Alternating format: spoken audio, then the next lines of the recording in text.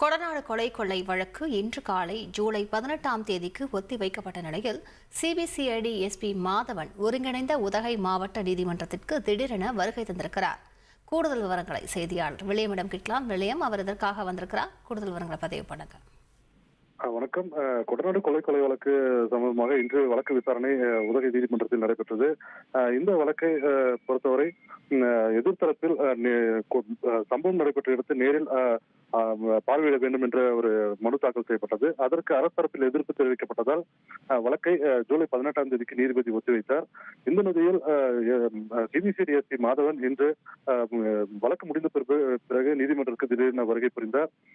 பின்னர் அரசு தரப்பு வழக்கறிஞர் நேரில் பார்வையிட்ட அவர் உடனடியாக தமிழக அரசு விருந்தினர் மாலையில் சென்று அங்கு ஆலோசனை தற்பொழுது நடத்தி வருகிறார். இந்த ஆலோசனையில் இந்த கொடநாடு பங்களாவை நேரில் ஆய்வு செய்வதற்கு அனுமதிக்கலாமா அல்லது அடுத்த கட்டத்தில் முக்கிய புள்ளிகளுக்கு சம்மன் வழங்கலாமா என்பது குறித்து ஆலோசிக்கப்படுவதாக தகவல் வெளியாகியுள்ளது.